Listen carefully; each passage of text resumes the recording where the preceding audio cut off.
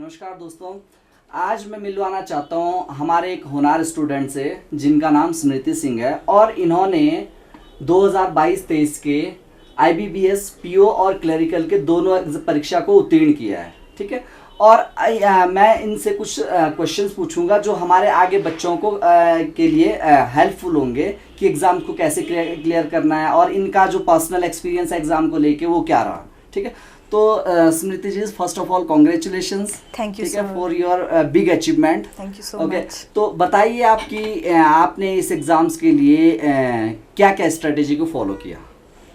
Okay sir, तो मैं to be begin with, तो मैंने इस एग्ज़ाम को स्टार्ट किया था 2021 से। पहले मैंने सेल्फ स्टडी स्टार्ट करी और उसके बाद जब मैंने कुछ एग्ज़ाम्स दिए तो मतलब मैं थोड़े कुछ मार्जिन से लैग कर रही थी। फिर मुझे रियलाइज़ हुआ कि आई थिंक मुझे कोचिंग की भी ज़रूरत है, सेल्फ स्टडी के साथ coaching would be helpful for me.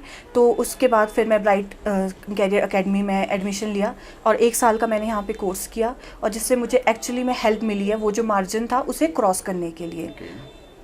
तो सबसे पहले अगर मैं बात करूं तो यहाँ की सबसे ज़्यादा हेल्प मिली है वो यहाँ के मॉक टेस्ट सीरीज़ से मिली है। तो यहाँ पे मतलब आपको 100+ मॉक टेस्ट सीरीज़ मिलती है हर महीने और साथ में टॉपिक टेस्ट सीरीज़ और प्रैक्टिस टेस्ट सीरीज़, जिससे जितने ज़्यादा उन्होंने क्वेश्चंस हर तरह के क्वेश्चंस कवर किए, इजी से लेकर डिफ़िकल्ट लेवल तक, प्री और मेंस दोनों के बहुत अच्छे से क्वेश्चन थे। और जो उसके बाद अगर हमें वो नहीं भी आते थे तो यहाँ पे हम उसे क्वेरी रखते थे तो सर अच्छे से सॉल्व भी करते थे। तो that was very helpful for the success.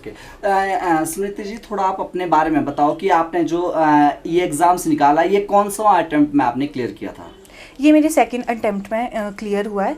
First attempt में मैंने प्री तो क्लियर कर लिए थे पर मेंस मेरे कोई एक एग्ज़ाम आईबीपीएस क्लरिकल मेरा लास्ट ईयर 0.8 मार्क्स से रह गया था और आईबीपीएस पीओ मेरा 2 मार्क्स से रह चुका था।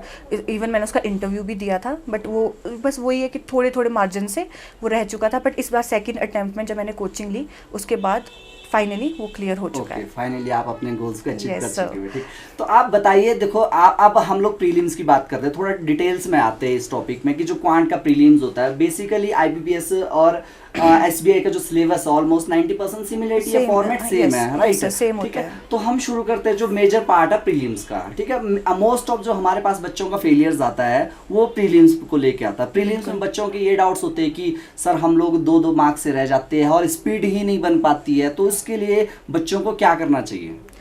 Sir, according to my personal experience पहले मेरी भी मतलब स्पीड बहुत ही कम थी इसे सॉल्व करने की। लाइक 20 मिनट में आपको हर सेक्शन के लिए 20 मिनट्स मिलते हैं और वो बहुत कम होते हैं। तो वही पहले एक तरह से स्कैरी हो जाता है कि हम 20 मिनट्स में 35 क्वेश्चंस कैसे सॉल्व करेंगे, ये तो पॉसिबल ही नहीं है। और स्टार्टिंग में मुझसे भी नहीं होता था।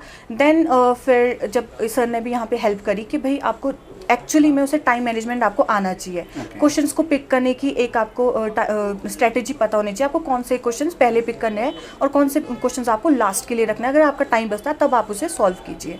तो स्टार्टिंग में अगर बात करूँ तो क्वांट सेक्शन, बिकॉज मेरा क्वांट खुद का वीक था तो मैंने सबसे ज़्यादा मेहनत उसी में ही की। डेली के सर कहते थे कि डेली के आप सिंप्लीफिकेशन के 10 क्वेश्चंस करिए और मैंने आपको चीज़ दी है। तो अप्रॉक्सीमेशन के 10, बिकॉज स्पीड मैथ्स जो है वो की है क्वांट में। तो जितना ज़्यादा आप स्पीड मैथ्स में अपना टाइम दोगे तो उतना आपको फ़ायदेमंद होगा। तो मैं लिटरली हम डेली के सिंप्लीफिकेशन, अप्रॉक्सीमेशन, क्वाड्रेटिक और नंबर सीरीज़ के मैं डेली के 10 क्वेश्चंस करती थी, उसी से ही मेरी स्पीड बनी है। और उसके बाद मैंने फिर एक्चुअली प्रैक्टिस करती गई। जितने क्वेश्चन, जितने भी आप लोग टेस्ट सीरीज़ देते थे, जितने भी प्रैक्टिस सीरीज़ देते थे, मैं सारे क्वेश्चंस करती थी। फिर और जो नहीं आते थे फिर उसके बाद में वो यहाँ पे डाउट रखती थी। अच्छा, प्रीलिम्स का आप थोड़ा मुझे बता सकते हो कि अगर आपको याद है एग्जाम से रिलेटेड कि जो आपका क्वांट और लॉजिकल रीजनिंग और इंग्लिश में क्या क्या स्कोर रहा ये जब आपने अभी क्वालिफाई किया है? यस, स्टार्टिंग में मेरे क्वांट में बहुत कम नंबर आते थे। लाइक 35 में से मैं अटेम्प्टेड लाइक 20 मार्क्स का ही कर पाती थी, उतना ही हो पाता था। 20 मिनट्स में 21 पर मिनट एक क्वेश्चन ही हो पाता था। बट जब उसके बाद यहाँ पे मैंने डेली प्रैक्टिस की, उसके बाद जब मैंने फर्स्ट पेपर निकाला तो उसमें मेरे आईबीपीएस क्लरिकल में 35 में से 30 स्कोर किया मैंने क्वांट में। यस, एंड रीजनिंग में 35 आउट ऑफ 35 था और इंग्लिश में आई थिंक 26 था, 26 और 27। Okay, this is a big achievement. Okay, अब आप बताइए मुझे जो क्वांट में आपका जो फेवरेट टॉपिक्स थे वो कौन कौन से थे? सर क्वांट में मेरे फेवरेट पहले तो स्पीड मैथ्स थे, मैं सबसे ज़्यादा उसी में ही मतलब कंफर्टेबल रहती थी उनको सॉल्व करने के लिए। और वैसे भी जो प्रीलिम्स होते हैं उसमें ज़्यादा तो वेटेज स्पीड मैथ्स की ही होती है। अराउंड 15 to 20 मार्क्स का तो आपको स्पीड मैथ्स ही होता है। उसके बाद जो नेक्स्ट था वो मुझे DI बहुत सॉल्व करना बहुत पसंद था, तो वो मेरा एक तरह से फेवरेट टॉपिक था। तो पर उसके फिर भी मैं उसे सेकंड प्रायोरिटी में रखती थी, क्योंकि स्पीड मैथ्स जो थे उसमें आपका टाइम बहुत ज़्यादा बच जाता था। तो उसके बाद मैं DI करती थी, और फिर अगर टाइम बचता था तो मैं अरिथमेटिक करती थी। अरिथमेटिक में भी सारे टॉपिक्स तो नहीं, ऑब्वियसली उसमें कुछ टॉपिक्स बहुत ईजी होते हैं और कुछ टॉपिक बहुत डिफिकल्ट होता है। तो मैं सबसे पहले वो देखती थी जो जिसमें मतलब मेरा एक अच्छा हैंड है, तो लाइक परसेंटेज, रेशियो, एवरेज के क्वेश्चंस, तो उससे से मतलब 30 मार्क्स तक मैं लेके आई। Good good good. तो और लॉजिकल रीजनिंग में आउट ऑफ 30 दैट मीन्स 100% आपने स्कोर किया है ना? तो इसमें बताएंगे आपने कि स्ट्रेटेजी कैसे फॉलो की कि आप 100 में 100 स्कोर करने की जो आपके पास मंत्र था वो कैसे आपने फॉलो किया? सर रीजनिंग तो एक्चुअली रीजनिंग तो मेरा बैंकिंग में सबसे फेवरेट सब्जेक्ट तो रीजनिंग ही था। एक तो इसमें इंटरेस्ट बहुत ज़्यादा बनता गया, ठीक है। स्टार्टिंग में मैंने मिसलेनियस पे ध्यान दिया, मैं जितने ज़्यादा, क्योंकि मिसलेनियस बहुत स्कोरिंग सब्जेक्ट होता है, बहुत स्कोरिंग टॉपिक है, लाइक स्लॉगिज्म है, इनइक्वालिटी है, कोडिंग है। आप 1 मिनट में इसमें 5 क्वेश्चंस कर लेते हो, तो फिर लाइक सीटिंग अरेंजमेंट हो गया, प्रॉब्लम सॉल्विंग हो गया। उसके बाद पजल्स और सिटिंग अरेंजमेंट में उसमें बस यही था एक क्राइटेरिया, लाइक कि आप जितने ज़्यादा क्वेश्चंस करोगे, जितने ज़्यादा पजल सॉल्व करोगे, उतनी ज़्यादा आपकी स्पीड अच्छी बनेगी। फिर आपको उसमें इंटरेस्ट भी एक क्रिएट होता है और फिर आपकी स्पीड भी अच्छी बनती है। तो लिटरली जब IBPS क्लैरिकल का मुझे याद है, जब मैंने एग्ज़ाम दिया था तो रीजनिंग मेरी 35 के 35 क्वेश्चंस कर लिए थे, और फिर भी 1 मिनट फिर भी स्पेयर था। तो और थोड़ा इंग्लिश के बारे में बताओ, जबकि हमारे पास कुछ बच्चे यहाँ पे कॉन्वेंट स्कूल के तक आते हैं, वो तक नहीं फेस कर पाते बैंकिंग की इंग्लिश को। ऐसा क्या है बैंकिंग की इंग्लिश में कि सिलेबस में ही इस तरीके से बना हुआ कि 25 minutes for maths, 20 minutes for maths, 20 minute for reasoning, 20 minute for reasoning, but question weightage देखो तो वो अलग अलग है, है ना? 35 एंड इंग्लिश के लिए 30 क्वेश्चन है। दैट मीन्स कुछ तो डिफरेंस होगा जिसकी वजह से हमारे कॉन्वेंट के बच्चे भी प्रॉपर नहीं क्लियर कर पाते। तो इसके लिए थोड़ा बताओ। सर इंग्लिश के लिए तो आई थिंक इसमें सबसे ज़रूरी है कि आप रीडिंग हैबिट आपकी होनी ही चाहिए, बिकॉज जितनी ज़्यादा आपकी अच्छी रीडिंग हैबिट होगी तो आपकी वोकेबलरी भी स्ट्रॉन्ग होती है, और फिर आपको एक तरह से आपको पंक्चुएशन का भी पता चलता है कि एरर्स किस तरह से निकलते हैं।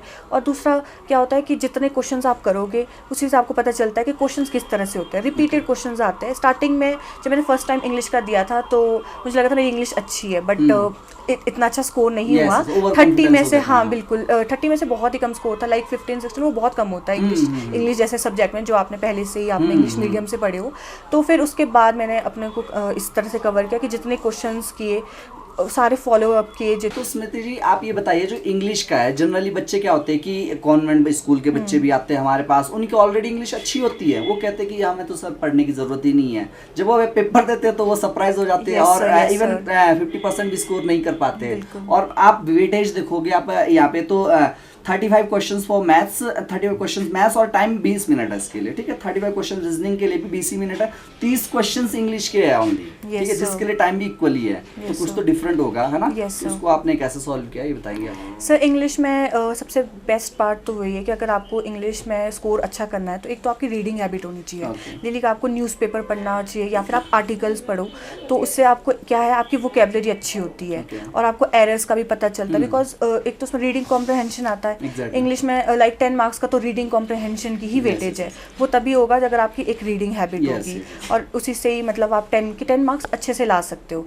और उसके बाद नेक्स्ट जो है, फिर जो आपके एरर डिटेक्शन क्वेश्चंस होते हैं या पैरा जंबल क्वेश्चंस होते हैं, उसके लिए आपको प्रैक्टिस करनी पड़ती है। तो मैं लाइक जितने भी यहाँ के प्रैक्टिस क्वेश्चंस थे मैंने सारे सॉल्व किए, उसके बाद ही मेरी इंग्लिश में अच्छे मार्क्स आने स्टार्ट हुए। नहीं तो पहले तो मुझे भी लगता था कि इंग्लिश ईजी है, हो जाएगी, ज़्यादा मेहनत तो रीजनिंग और मैथ्स में करनी पड़ेगी, बट नहीं। अच्छा ओवरऑल आप चलो अब ओवरऑल बताता हूँ मैं आपको, जो यहाँ से स्टडी मटेरियल मिला या यहाँ से आपको जो गाइडलाइन मिली वो कितनी हेल्पफुल रही आपके लिए? सर वो मेरे लिए लाइक मैं तो सच बोलूँगी तो 95% से ऊपर हेल्पफुल रही, बिकॉज मैं एक्चुअली मैं सारे क्वेश्चन सॉल्व किए। I think that's was the key part, क्योंकि जितने ज़्यादा क्वेश्चंस मिले उतने ज़्यादा ही इसमें हेल्प मिलती है। अच्छा, जो जनरली मेरी खुद की पॉलिसी रहती है इंस्टीट्यूशन, अपने इंस्टीट्यूशन के लिए हम लोग जनरली क्या करते हैं, जो बैंकिंग का बच्चा है उसको हम एडवांस क्वेश्चंस देते हैं, जैसे कैट लेवल के हम क्वेश्चंस यहाँ पे सॉल्व करवाते हैं। तो ये स्ट्रेटेजी आपके लिए भी हमने अप्लाई की तो कितनी कारगर साबित हुई है? Yes, इससे sir. आपकी स्पीड कितनी इंप्रूव हुई, स्पेशली क्वांट में? Yes sir, coming to this, मतलब जब टफ लेवल के क्वेश्चंस होते थे, एक तो वो सॉल्व करने वैसे मुश्किल होते Yes. थे, बट एक बार आपने वो सॉल्व करने स्टार्ट कर दिए Confidence build तो होगा हाँ, एक तो automatically. कॉन्फिडेंस बिल्टअप होता है, और जब आप एग्जाम देते हो, एग्जाम में इतने टफ क्वेश्चंस नहीं आते yes. तो वही आई थिंक ये सबसे ज़्यादा Yes. हेल्पफुल इस अकेडमी से यही मिला है, बिकॉज क्योंकि यहाँ पे टफ लेवल के क्वेश्चंस करवाए गए और Yes. एग्जाम में थोड़े ईजी आते हैं, yes, तो yes, इसीलिए वहाँ पे आप उसको ज़्यादा जल्दी भी सॉल्व कर सकते हो और आपका टाइम भी बहुत ज़्यादा Yes, सेव yes. होता है। Okay, thank you.